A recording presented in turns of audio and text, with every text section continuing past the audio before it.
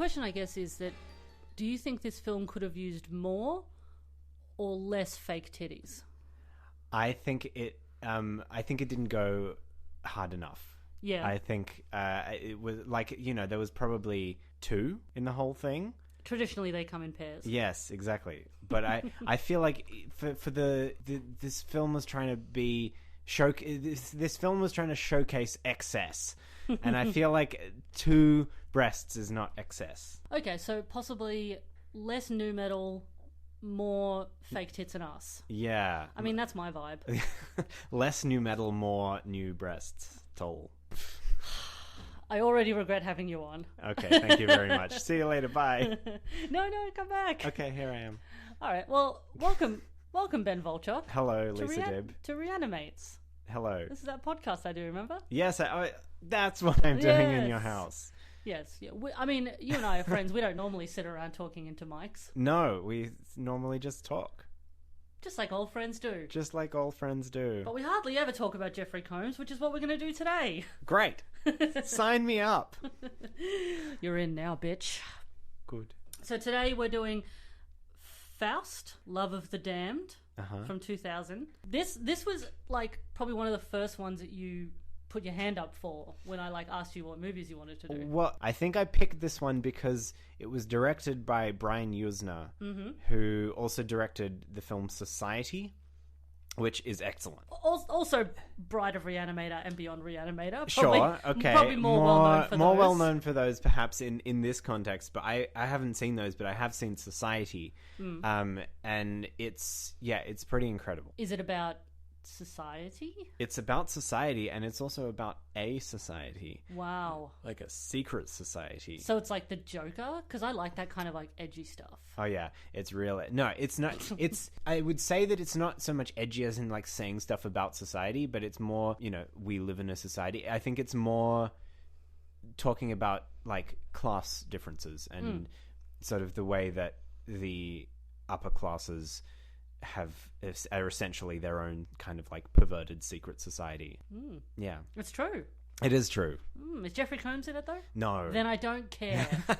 All right, moving on. So as you mentioned, yes, directed by Brian Yuzna, big fan of Brian Yuzna. Yes. Obviously, him and Jeffrey Combs do a bunch of stuff together. It was written by David Quinn, who, as far as I can tell, this and one other film is all he has done. Yes, except he is the author of the graphic novel on which this film is based.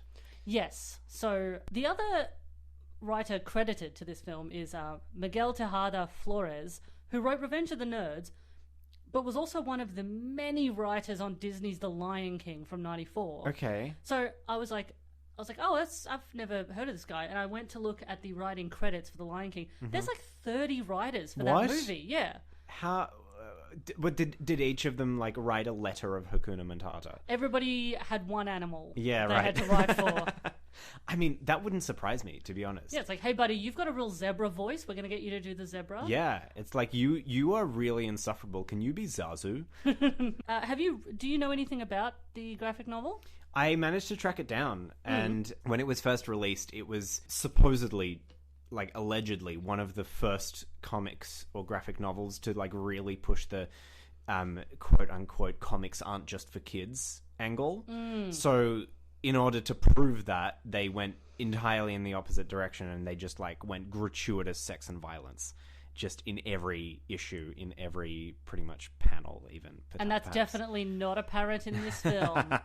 Not at all. No, this is very clean cut. Yeah, I feel like that's why I was saying there's not enough boobs in this film. No, the film, I feel like, just purely because of the limitations of actually filming something, didn't go quite as, let's use the word liquid, as the graphic novel.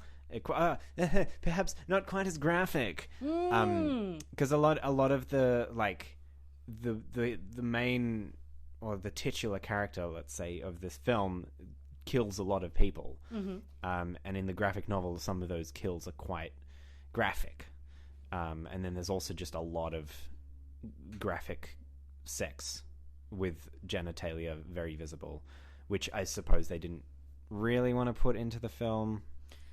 No, there's definitely nudity. Yeah.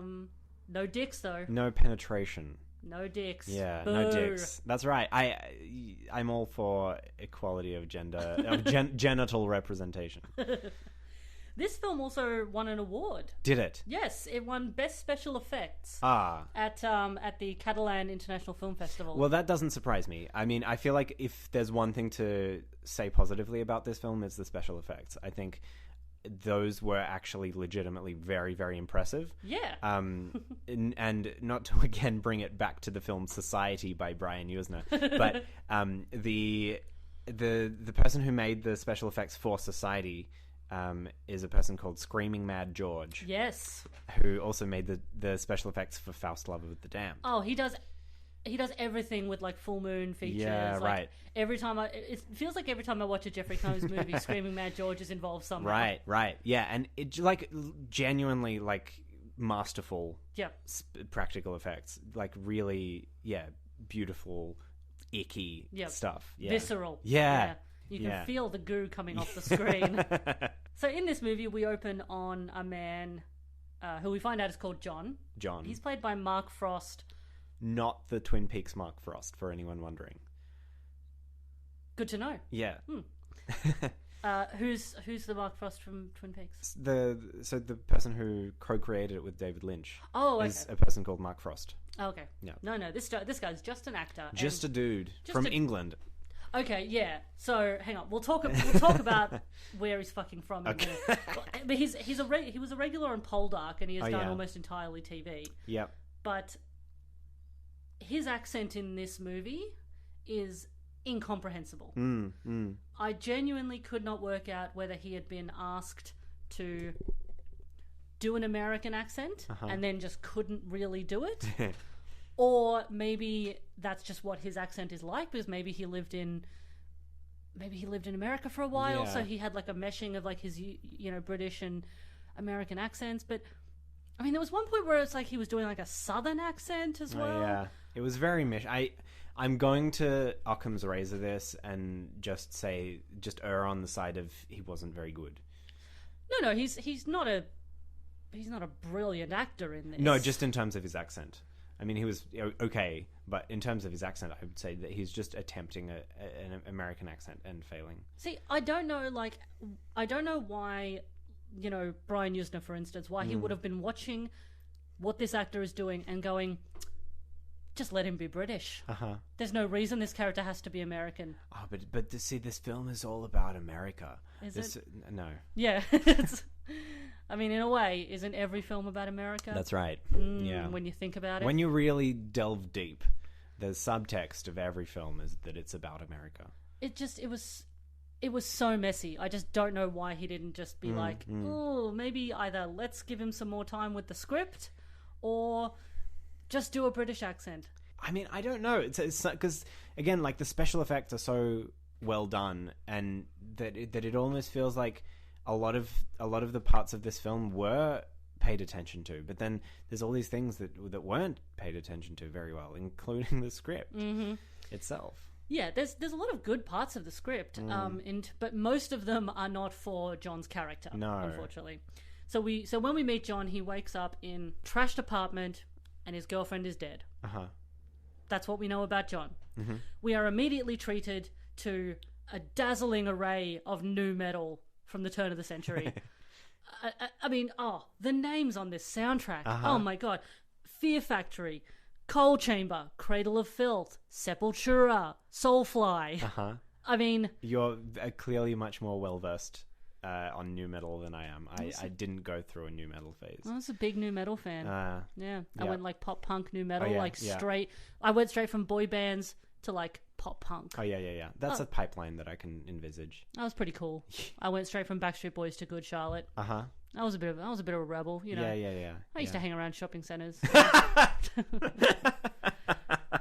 I definitely have a memory of being like 16. Same. And were you 16 as well? Yeah. I had a 16 phase. Yeah. Wow, that's so weird. Samesies, twinsies. But I do remember, just being that like anti-conformist, anti-authoritarian little shithead, and going into shopping centers, going into Supre, which for those who don't know, maybe non-Australian listeners or just people that don't know, is just a women's clothing store, especially targeted at young women. And it was usually just whatever was on trend. And so we used to just go in and just like make fun of the clothes. And just be like, oh my God, look at me, I'm a teeny bopper. Imagine wearing this. Blah, blah, blah. Oh, what an insufferable wanker. Imagine going out of your way to do that. Yeah. It's like, I mean, in a way, I don't mind that kids have the internet now. Because when they don't have things to do, they go and loiter in shopping centres and ruin the lives of retail workers. Anyway, we cut to a psychiatric hospital.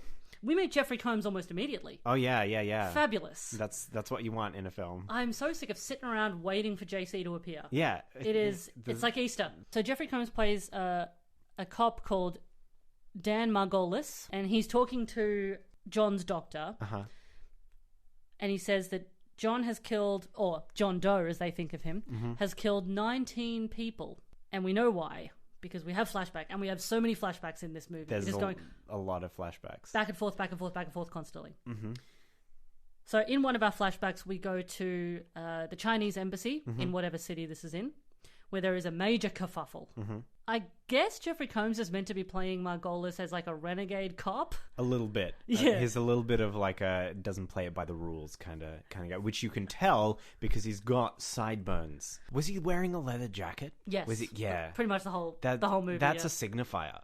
That's a classic signifier, if ever good. I saw one. It looks good. There's two things that let you know he's a renegade cop. One is that the police commissioner, his boss, calls him Hound Dog. Oh, yeah. Why?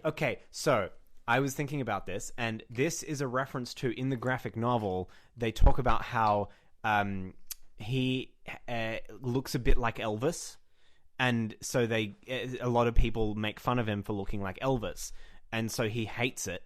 And he hates the music of Elvis. And so the chief calling him Hound Dog is presumably a dig at that. But that doesn't work in the movie. There's no reference to it. They don't reference to it. I think that's maybe why he has sideburns. But apart from that, there's no other reference. No. I feel like the second piece of evidence to show you that this man is a renegade cop is the fact that they don't let him in and he goes in anyway to the crime scene. He says, I'm going in. I'm going in. Yeah. Yeah, well, because the police commissioner isn't there. He's at a party uptown. Ooh. Boo. Boo. Which comes... I think that comes up later, doesn't it? Yeah, it does. A little bit. What's that police commissioner up to? Ooh. I mean, cops are almost never corrupt. That's right. Yeah. Yeah. So that's probably not... It doesn't come back at all. No, it's just a party.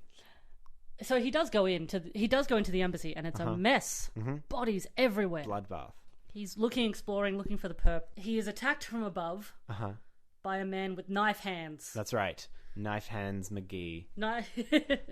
Was one of the working titles for this character. They were going for either Faust, Knife Hands McGee, or Batverine.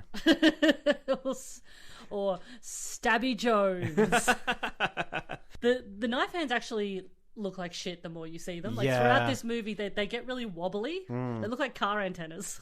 The thing that weirded me out was that like he was supposed to have these like special abilities. This is like going a bit forward and explaining part of the story, but it may be hinted at by the title Faust. He does a deal with the devil to seek revenge on his murdered girlfriend, and the devil gives him these knife hands. And it's like, it's not even like, Wolverine, he gets, knives that come out of his hands. They're just like strap-on knives on his hands. They're just like gloves or wrist guards. Yeah. It's like Freddy Krueger's glove, but a hand. Yeah. Yeah. So thankfully, our friend Margolis gets the drop on him. And the last thing that the killer says is, the hand. And then he goes into a catatonic state. So back at the hospital... Oh, you've missed out one key detail. Margolis looks around and sees this mysterious woman dressed in a veil and pretty much nothing else. Yes, she's very mysterious. Very mysterious. And yeah. And she seems to disappear. And she just goes right round a corner and then we don't see any of her ever again. Yeah, because later Margolis is like, what about the Arab woman? And everyone's like, there's no Arab woman. There's no one here. There's no survivors. Perimeter is clear. Yeah. Oh, I must be going crazy. No, you're not. It definitely comes back again. It definitely comes back again. So back at the hospital, Margolis literally bumps into who we find out is Dr. Jade DeCamp, who is a psychiatrist with the hospital where John is at in his catatonic state. She focuses on music therapy. Yeah. But the music therapy seems to be bringing in a stereo and pressing play. Yep. And then just trying to talk to the person over the music. Margolis also definitely fancies her straight away. Oh, yeah. He has this killer line. I guess I get a little clumsy around beautiful women, doctors. Yeah, I mean, come on. Like, that's not charming. Hey. I would fuck that guy. I wouldn't. You and me both, brother. That's right, together. He's definitely in love with her. Like, they've had zero chemistry already, and he asked her out to coffee. It's That's like, right. Come on, man. Read the room. So Margolis definitely wants Jade's help with the killer, because he's trying to solve the case and he can't get anything out of this catatonic guy. The script is very meaty with philosophy, spirituality, theology, all of it. Yeah, and again, like based on the graphic novel, they would insert. There's like one entire issue of the comic where they had this technique where they'd like have either song lyrics or like quotes from something sort of interspersed in between the. In between the action, like in the top of the panels or whatever. Oh, cool. And in one of them, there was like this extract from Plato. Oh. Or like it was talking about the Plato's cave metaphor. I'm aware of Plato. Yeah. Well, specifically that they were just telling listeners what they... I'm not telling you, Lisa. I'm telling listeners. Plato sits next to Bolo in the kitchen, doesn't he? Yeah. That's right. And then, there's like German poetry and stuff. And Goethe, who wrote Faust, there's like quotes from him. So it's like all very attempting to be like, oh, I'm an intellectual, but also sex and violence. Have you read Faust, the original work? No, I haven't. I haven't either. Okay. I mean, I know the gist of it. The gist of it is a man does a deal with a devil, and then the devil comes to collect. I've seen an adaptation of it. There's a great adaptation of it by the Czech filmmaker Jan Schwankmajer. So we cut to a lavish mansion. The woman in the Arab dress from before is there. Her name is Claire. She is played by Monica Van Campen, a Spanish actress. There's a lot of Spanish actresses in this. It was a Spanish production. Yeah. So she is sidling, slithering up to a man who is watching like 30 different TVs. And the woman is explaining, the situation to the TV guy, and she is the horniest person in the world. I mean, she is, for people who have been listening to the show, she is even more hornier than Marlo in Lurking Fear that we did the other week. Like, crazy horny. She cannot speak a word or utter a syllable without a sort of orgasmic groan to it. It's off-putting. I feel like... And she was like this in the graphic novel as well. It feels very much like 110% male fantasy insert. It's a bit... But she's the devil's mistress, so what do you expect? She's got to be sexy. She's got to be naked in every scene. I won't have it any other way. So Margolis goes searching for the hand on the internet. And this is 2000s internet. Yeah. Which means he finds it quite quickly, because there was only like 50 websites. That's right. But I do love the last few episodes. I haven't been able to find any goofs on IMDb, but I found one with this one. Oh yeah. Thank you, finicky weirdos of the internet. Here is one of the goofs from this scene from Faust. Lieutenant Dan Margolis makes an internet search using keywords "the hand," and in 5 seconds he finds a secret society called the Hand. In real life, such search criteria would bring some 417 million results. Well, not in the year 2000. Also not now. I don't know when that was written, but I also searched the Hand, and it's actually 6.79 billion. Whoa. Fuck you. Yeah. IMDb goof person. You found a goof in the goofs. Yeah. I have goofed the goof. You're not gonna have real time footage of this guy scrolling through 50 pages of results. I would watch that. It's an art film. That's right. So the Hand does turn out to be your classic like satanic cult. We find out. And John also has like a pentagram like carved into his palm. Yep. So when Jade goes back to see our killer in his cell. He's painting symbols in his own blood on the wall. That's how you know he's crazy. That's right. And so she brings him a bunch of like music for music therapy. And one of the CDs she brings in is like thrash metal. Yeah. One of them's like a new age CD. She's got classical music there. And then she has this I don't know what the band is. I mean, it sounds like, you know, you're sort of like Pantera kind of heavy metal stuff.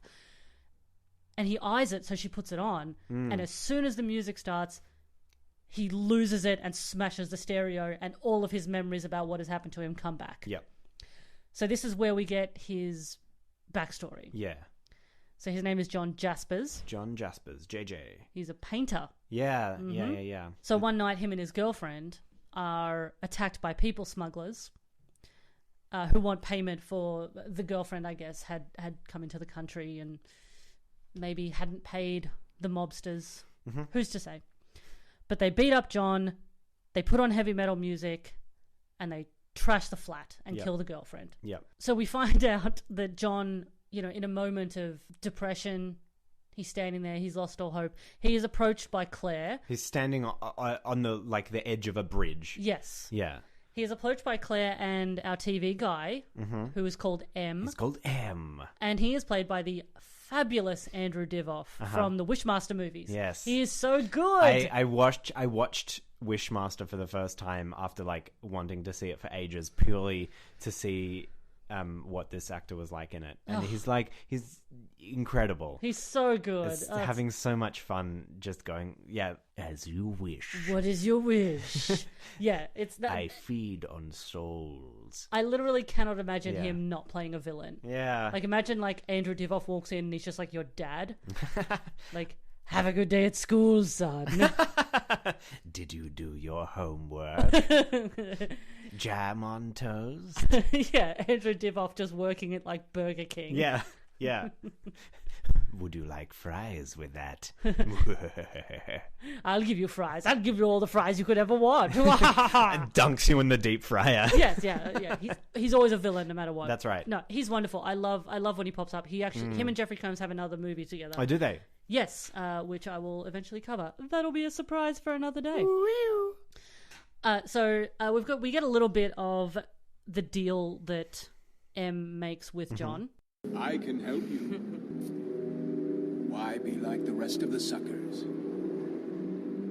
I can offer you a new life where nothing can hurt you. Life everlasting, beyond good and evil, where all that matters are your desires.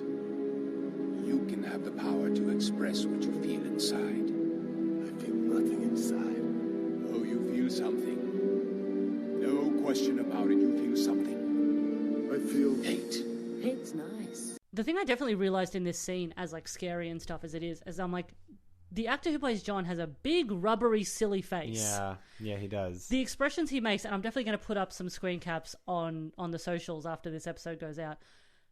I mean, it's kind of ridiculous. Like, he looks absurd. He looks like a budget John Lithgow. I would say even more expressive. You mean young John Lithgow, I assume. Yeah.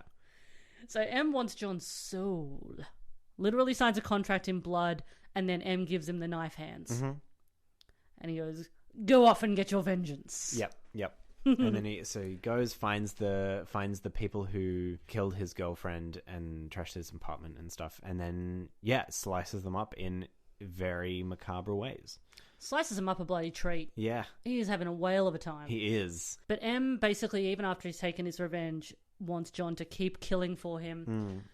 Claire and John have a little conversation about Claire basically wants John to help her overthrow M because she wants M's power. He sort of agrees, but then they just fuck in the shower anyway, and so it's That's like right. that was kind of the point of that scene, it seems. And then M was watching, wasn't he? M is such a cuck in this Yeah, movie. yeah. Every time Claire goes to fuck someone, he's just standing there watching. Yep. Does he like it? Yeah, I think he must. He must. He must. Because he doesn't stop them. Like, no, he just is like, That's very good. yes. So M sends John to kill the embassy folks. That's how that eventually happens. Yep. The thing I don't quite understand is John says that he disobeyed the forces when he quote unquote stopped the killing, and that now M will kill him. What does he mean by stop the killing? Because he killed everybody at the embassy. I'm not sure. I couldn't work out whether the killing at the embassy happened before or after he transformed, or that. See, I think maybe perhaps they either pinned it on him, or there was like, or the embassy was like the last straw or something, and then like after that he was like, no more, something like that. Yeah. I think that the jumping around in the timelines makes it quite confusing. It's very hyper, this film. Yes. It's very manic. Almost, I think by the time it gets to like the end, there's like so much is just like thrown in your face. It just becomes a bit boring. I have to say. It's like it just keeps... fatigue. I got fatigue from this You got film. fast fatigue, yep. Yeah. Look, it happens. M's cronies, as well as John's doctor, who is a Dr. Yamoto. Oh, yes. Who turns out to be working for M. Who is Jade's boss. I Yes. think. Or the Yes. people who are keeping John in the hospital. Yep. So they take John from the hospital because they want to bury him alive. Yep. As punishment. Yep. Yeah. Go to any punishment handbook and number 1, buried alive. Look, it's a good torture because it's long and slow, and I imagine very painful. Yeah, probably. And depending on, I can't remember if they used a coffin in this or not. They didn't. No, they didn't. So you'd have dust in dirt in your lungs. Yeah, which would be awful. But I imagine. What is strange is that M bothers to bury him with the knife hands. Oh yeah. So it's like, you've given him a bit of an option in case he does somehow get out. Yep. You've given him the weapon that he has been used to kill everybody in this so far. Yeah, there's an amazing sequence of John in his grave being attacked by a skeleton monster. Oh yeah, because he essentially goes to hell. Yeah. And that was a great sequence. I loved that. It's beautiful. Yeah. Oh my god, it looks so upsetting. And they're like, it's beautiful, but also silly, like in that Evil Dead way, where you're like, obviously, this doesn't look like a real skeleton coming to kill me, but it's so fantastical and bizarre. And the background is like quite abstract and impressionistic. Yeah. It looks like something out of like a Hieronymus Bosch painting or something. So he starts digging himself out. He comes out of the dirt, triumphant arm out of the grave. His headstone says Faust. Why would they give him a headstone? Yeah. Do they want people to come and visit him? Yeah. Like, they're killing him to send him to hell. He doesn't need a headstone. He doesn't need a headstone. If anything, if you hate someone, you give them like a pauper's grave. Yeah, exactly. Just a regular sort of like wooden cross or something. That's the thing. Amy has a flair for the dramatics. So Jade arranges to meet with Margolis at a cafe because they've both got information they need to share. She's accosted by some of M's goons. Hello. Oh, yes, it's me, Blue Butter. Is that a goon? Yeah, from the Goon Show. Oh, hello, Blue Bottle.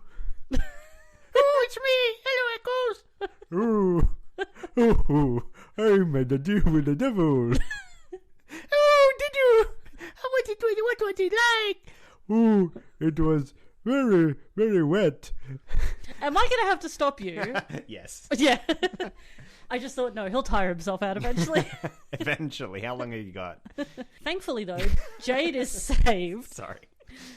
Jade is saved by a cartoonish demon man in a red cape. Ooh, whoever could it be? It's probably Faust. Does he have knives for arms? Yes, he does. It's Faust. Oh. So John becomes Faust. becomes the superhero Faust. Yes, it's... I actually really liked that when he underwent this transformation, his like superhero garb, like the mask and the cape and the knives, they actually all turned out to become like part of his body. Yes. So like his mask was essentially like an extension of his face. You could see it like skin, basically. Basically like he grew new bones. Yeah, and they were in the shape of a mask and a cape and like his costume and so. I thought that was really inventive. And whenever he appears, the cape sort of billows behind him. It's such a big cape. Bigger than any superhero cape I've ever seen. Someone stands on it and he just trips over.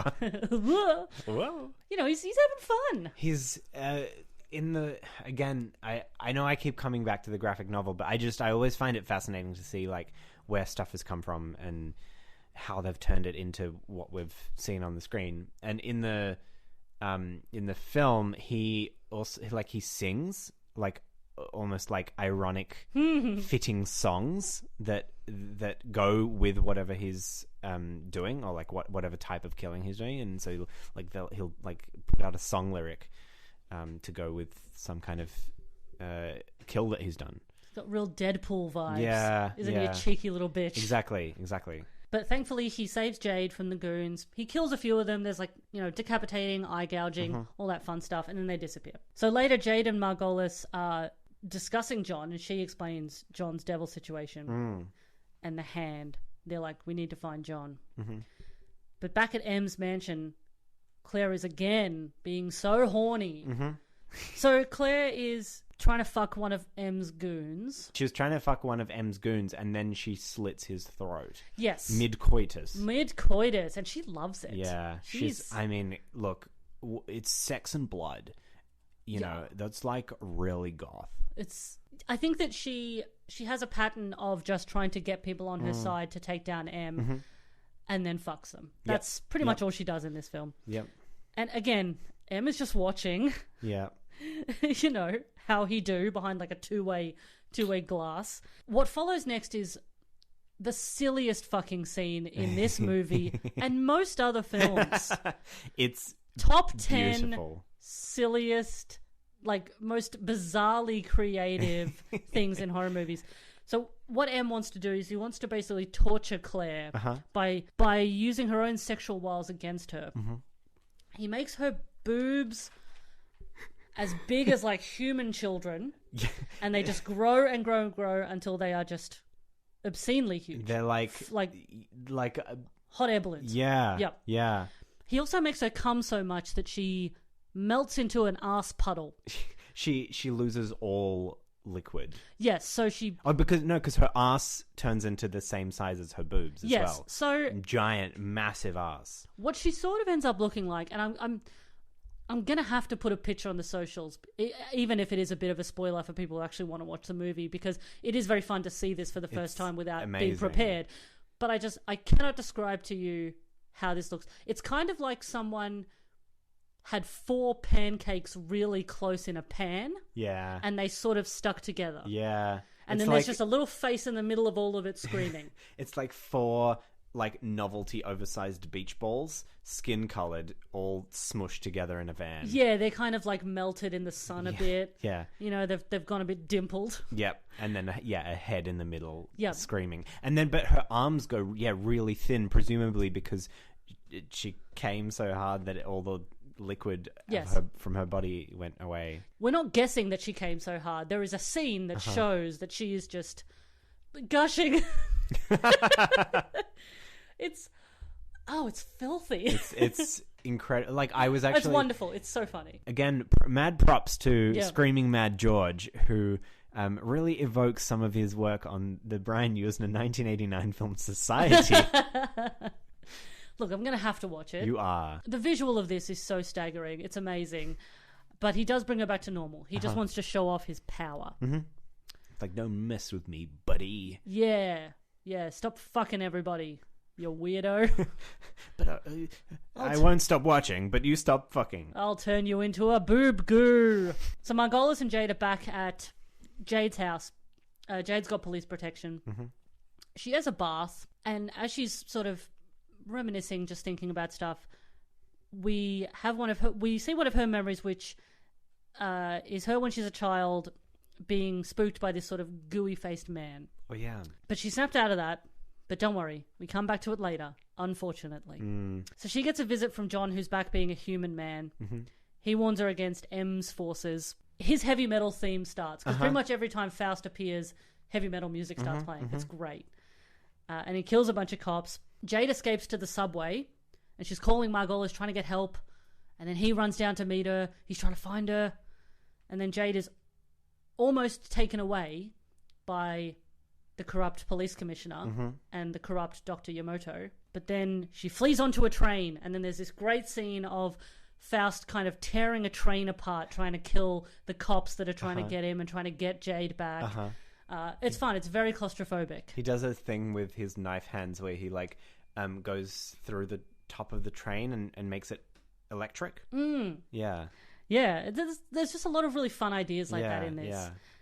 Eventually, Jade decides to go with Faust because he's like, I'm not going to hurt you.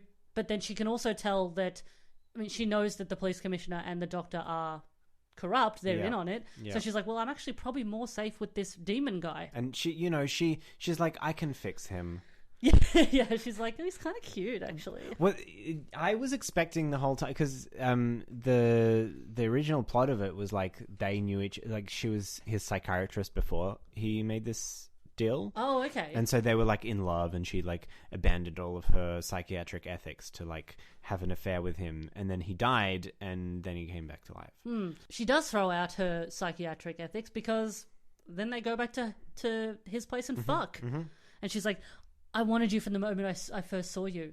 Oh, that's unethical. Yeah. You still worked with him. Yeah. You should have said, no, excuse me, I have a conflict of interest. I have a conflict of interest. I'm horny. I want this guy. I shouldn't work with him. This guy is a stud. I mean, look, he's all right. He's no Jeffrey Combs, am I right, ladies? He's no John Lithgow. Nobody is. So she also...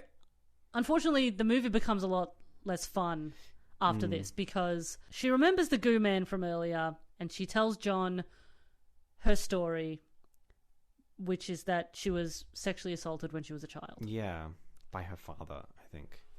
Yes, which she unfortunately finds out later. Yeah. That's upsetting. Yeah, it's Like like that, why put this in? I know, it was just a fun Satan movie up until then, and you had to go and put in this, and also like her trauma isn't necessary to the plot strictly. Not at all. No, so it does come back later when she has some dealings with Claire, but it didn't need it. No. It seemed like they just wanted this character to have the worst trauma possible. Yeah, that's kind of a bummer, but I guess they wanted some sort of impetus for John to want to protect her. Sure. Because after that, he's like, I'll protect you. So Margolis eventually goes to M's mansion to see the police commissioner, who I think he's followed there. The police commissioner and a bunch of other random seeming people. Stakeholders. Yeah, they're all very different people, very different walks of life.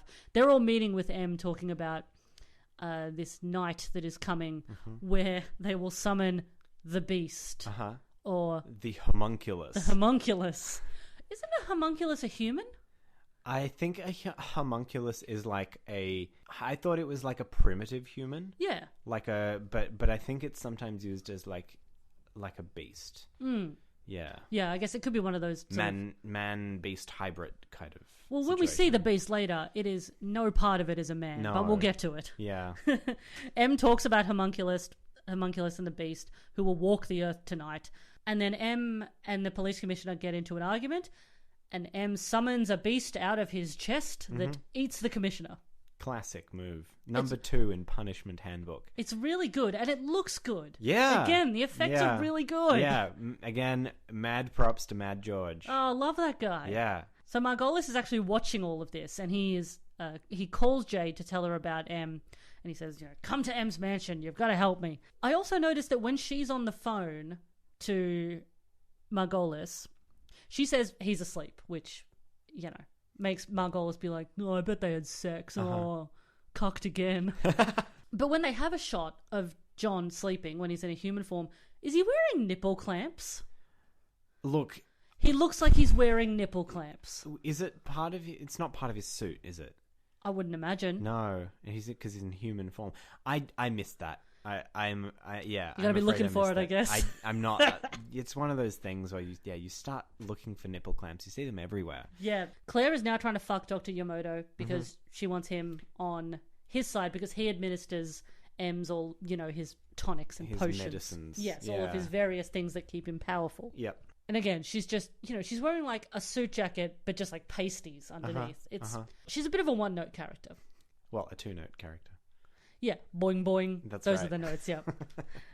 Unfortunately, as much as we enjoyed Jeffrey Combs in this, he turns out to be a bit of a shit bloke. Oh, yeah. He betrays Jade, rats her out to M, presumably only because, I think one of the main reasons is because he thinks that Jade and John slept together. Yeah, he's like, well, if she's not going to sleep with me, she can die. Yeah, it's like I don't care if she has to go to literal hell. Yeah. Yeah, and it's like, come on, man. That's not enough to steer you. You seemed like a good cop before this. Yeah, well, yeah. I mean, I think in the graphic novel, I don't think he does this. I think he tries to just follow the tracks of M, and then ends up dying from some monsters. Yeah, he seems to have gone crazy.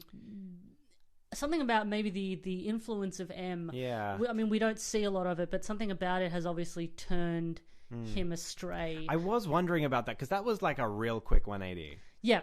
Yeah, he spent 3/4 of the film being like good cop on the case, and then he seems to watch what M can do. Yeah. And then he immediately turns and he's like one of the followers of M. Yeah. So, I mean, a little snippet of how he sounds now compared to how he sounded earlier. So am I sick enough for you now, Doc? You know, for a long time I refused to accept it, but the truth will not be denied. He will not be denied. I was blind, but he let me see that he is the truth. And sooner or later, he always wins. Every time. Always has and always will. And that is the truth. So M's deal is that he'll let John go if Jade offers up her body for his seed. A bebe. That's right. Mm-hmm. Oh, I thought it was a garden. No, not for pumpkin seeds, Not you silly... pumpkin seeds, as human seeds. Mm-hmm. You silly boy. So Yamoto does actually try to kill M. Mm-hmm. So there's some great practical effects of M kind of melting, and then he bites Yamoto. Like, he just kind of smushes his melting face up to Yamoto's face, and then they both die. Yeah. Yeah. Or do they? Or do they indeed? I mean, for the moment, we believe that they are both dead. Uh-huh. Claire shoots M in the head to finish him off, and she's like, I'm the captain now. Well, because then when two more goons walk in, and they're like, yes, Claire. And she's like, I am the boss now. I'm the new boss, or something like that. Yeah, she's already mad with power. She goes full Dom after this. Yeah. So she takes Jade into a sex room. And when I say sex room, it is very much a room full of bondage gear, including stocks. Stocks that you would like put medieval peasant. Yeah. And look, I'm not going to say, is that a sex thing? Because everything can be a sex thing. Right. I just don't typically see stocks or like medieval torture devices in your average run-of-the-mill bondage room. No, I mean... sex swing, whips, yeah, dick cage, whatever. I mean, it felt like... I don't know, maybe it's, again, just feeding into that, like, oh my god, medieval stuff is real, edgy and dark kind of thing, because... Was she being whipped? Yes. Yeah, well, there you go. There's the Claire, the sex thing. Yeah, Claire was just whipping her from behind. Sex stocks. Bloody loving it. So then Claire is in like a chainmail bikini in this like full body cage. Yeah. Being electrocuted by Claire. So this is the part of the film where I felt like they weren't very good or delicate or subtle about using Jade's trauma as part of the plot. Yeah, not at all. Because it just sort of becomes this idea of Claire is trying to torture Jade into associating pain with pleasure. Yeah, like a real Hellraiser kind of philosophy. Yes. I didn't enjoy that. Yeah. I didn't think that was useful to the plot. It felt gratuitous. Yeah, because it was essentially like exploiting her child sexual assault to be horny. That was it. Yeah, you it's know? like, and that's fucked up. Yeah, like that's not. And I know that these characters are meant to be depraved, like depraved villains of the piece. But even as a script writer, you know, or someone writing a story, that doesn't seem to work. I mean, they could have had her associating pain and pleasure without needing that trauma. Yep. So that's just a generally kind of icky, unpleasant part of the film, and it's kind of annoying because it's actually like a really fun, silly, ridiculous film up until that stuff. But so no thank you for that. No dice. Send it back to the kitchen. M comes back to life. Yeah. Much to Claire's surprise. Who'd have thought? Yeah. The devil isn't dead. No. Who'd have thought that you can't just take out this malevolent being with a gun? Yeah. And now it's Jade's turn to be the super horny one, unfortunately. She's like licking her fingers and stuff. Turned into a vixen. Yeah. Yeah. So we cut to like a big ceremony hosted by M, which I guess is like the beast summoning. Yeah, it's the like homunculus party. The homunculus party. Happy homunculus. No, it's merry homunculus. Merry homunculus and a happy new beast. Hell. Yeah. It's like this big satanic orgy. That's erupting. It definitely is like a blood orgy after like it's like looks like a horrible goth nightclub. People just like bleeding, thrusting. That is a horrible night. I would not like that. And if I went to a nightclub and people were bleeding everywhere, no, thank you. What if you're into that? If I was into that, then yes, I would like that. Correct. Well, it seems like these people are into it. Well, okay, fine. Don't yuck their yum, Ben. I'm not. I'm saying that it's not my yum.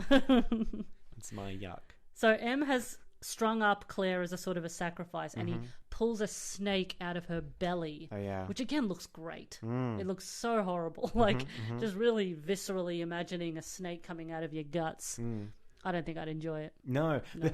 But some people might like that, Lisa. Some people might like a snake coming out of their belly button. It's almost like the intestine was turned into a snake. Oh yeah, I could see that. I could imagine that. I can imagine Screaming Mad George writing that down in his That's little right. book of That's ideas. right. What if an intestine turned into a snake? Good one, George. He has a little treat every time he gets a good idea. That's right. Yes, intestine snake. Yes, I'll put that in the next film. Yes. Yes, time for a lolly. That's a good one. He has a little box of candy next to his right. desk, and he's like, What else can I do? Oh, what if a brain was a frog? I'm so brilliant. capital idea, George. You've done it again. He has a little butler that comes in and like looks down his ideas. And says, oh, that's a good one, sir. It pays him to do that. Yes. He just goes back from his shift and is like, this man is a lunatic. They should call him Screaming Mad George instead of Brilliant George, which is his real name. Quietly brilliant George. Yeah, this is definitely like his demo reel. Like this whole movie is like a really good example of how good he is at it. So Margolis is also there. Yep. He's changed a bit, completely hairless now, covered in, I want to say, clay. Yeah. And various sort of symbols. Yeah. He is very happy to be sacrificed. He is loving it. He looks like what he looked like in From Beyond. That's exactly how I was going to say. Yeah. He's very gooey, and he's very like into whatever's happening right now. Right. Yeah. Yeah. His perineal gland is going off chops. His perineum gland. Oh no, not that one. No, probably that one too.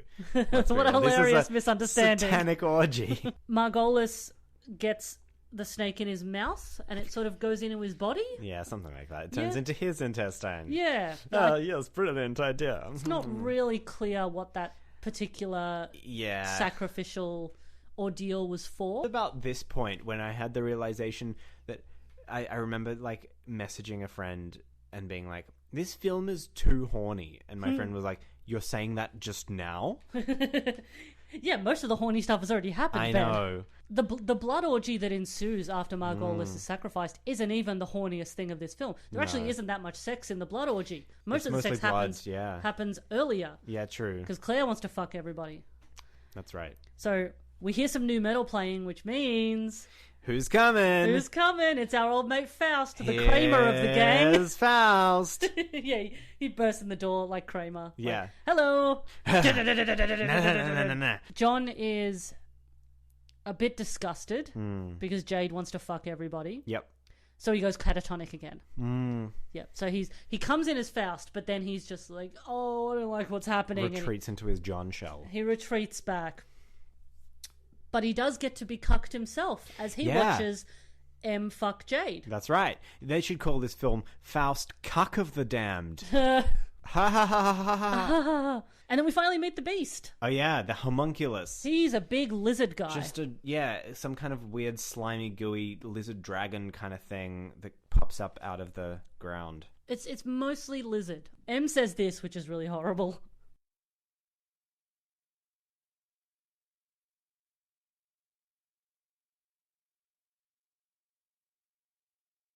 It's not gonna yuck your yum, but that's a bit weird. Yeah. So, but instead of killing John, sorry, I just had an image of the Clash going, rub the head stump, rub the head stump. The beast don't like it. Rub the head stump, rub the head stump.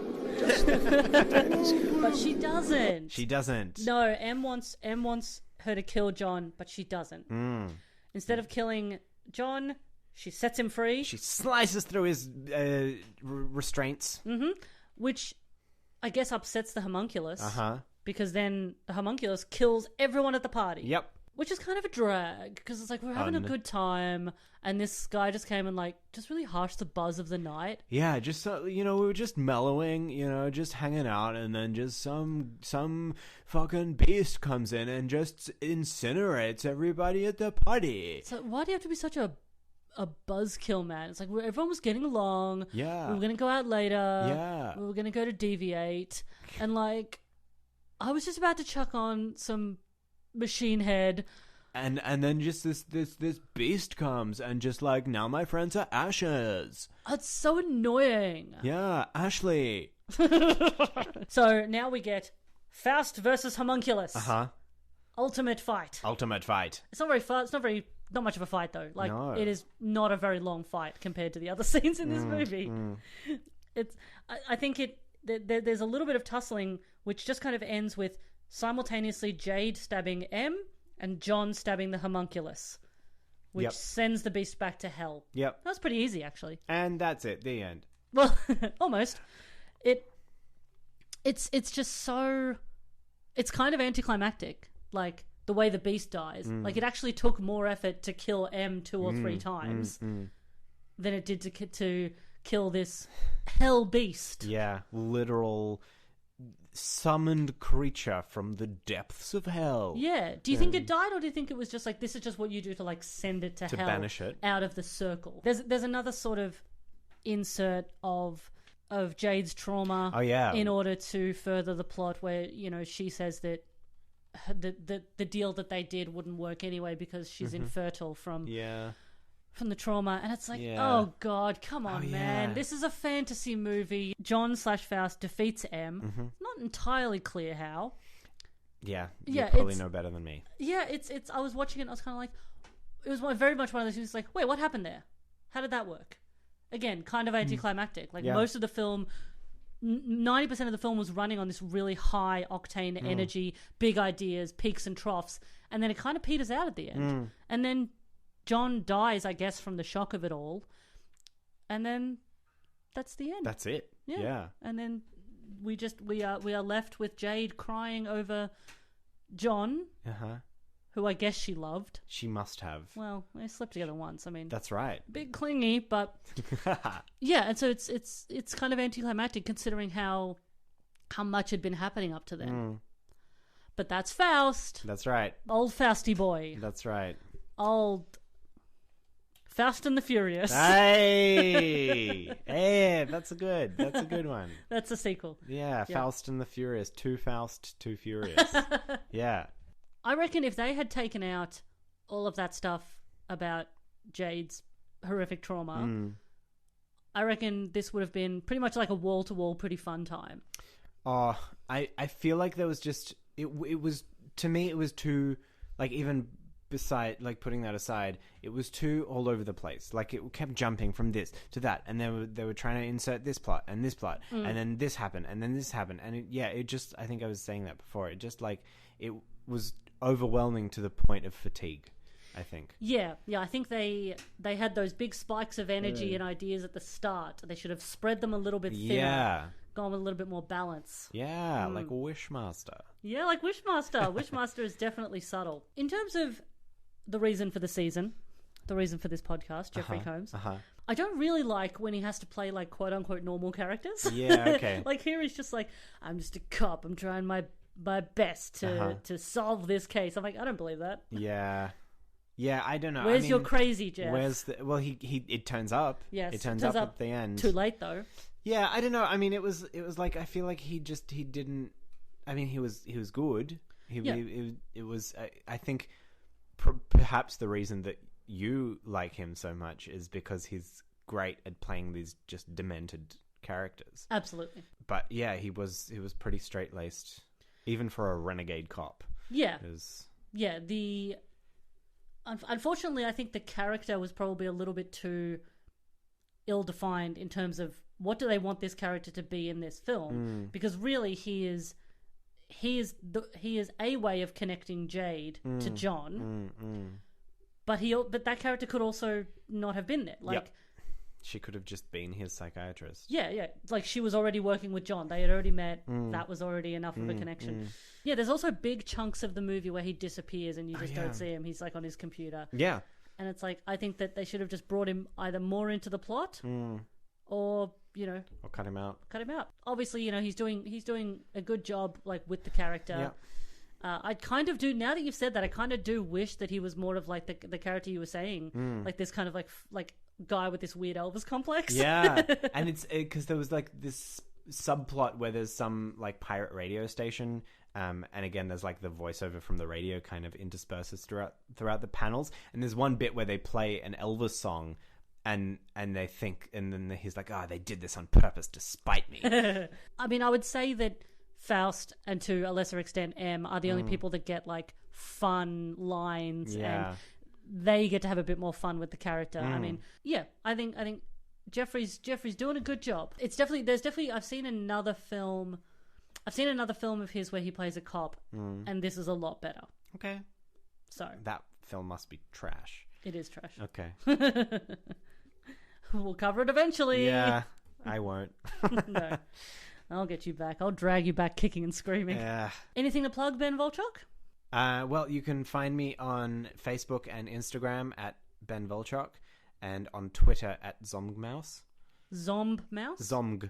Like Zomg. Like Z-O-M-G mouse. I was like... I always forget that that's your Twitter handle because it's like, it's not your name, and so no, it's not. I just cannot remember it. I made it when I was like probably 12 or 13. Yeah. And it was this like little mouse cartoon character that I drew.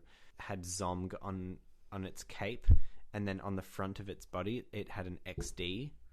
You remember when XD, the emoticon, was in full swing? So it was Zomg as in Z-O-M-G. Yeah, okay. It is entirely that. And I haven't changed it. I don't know why. Volchok, V-O-L-C-H-O-K? That's right. That's the one. Yeah. I only do that because I know that 9 times out of 10 people misspell my last name despite being quite short and seemingly easy to spell. Yeah, your name is 3 letters. Well, there we go. How many giant engorged boobs do you give this out of 10? Out of 10, I'd say 2 boobs out of 10. A fine set. Yeah, that's right. A pair of tits out of 10. I thought this was the effects almost pulled this through. I think the effects were like really astonishing, and that was almost enough for me to like it a little bit more. But I think as it went on, it just regressed into such nonsense. Enjoyed it more this time that I watched it for the podcast than I did when I was just watching it for a lark. I think, there was probably things that I maybe picked up on. But yeah, there was definitely like all that stuff, the trauma, that was all horrible. Yeah. And yeah, but you're definitely right. The effects definitely carry it through. It just makes it so much more interesting to watch. Yeah, I think that was like if I ever had to watch this again, it would only be just like if someone started up a Screaming Mad George podcast. That could be next. Maybe one day. You could cover Society. Oh, Society. What's that? Is that a film? Yeah. Well, as usual, you can find Re-AniMates on all the usual social pages. At Re-AniMates Pod on Twitter and Instagram. There's a Facebook page. The episodes are on YouTube and wherever else you get your potty podcasts. Just go and look for it. Yeah, find it. Just go and find it. Use your skills. This is 2021. You're smart. I believe in you. Yeah. I believe that if you want a podcast bad enough, you can get it. You can find it. Also, presumably, you're already listening to it. So yeah. You've found it already. Well done. Good for you. Congratulations. Well done, babe.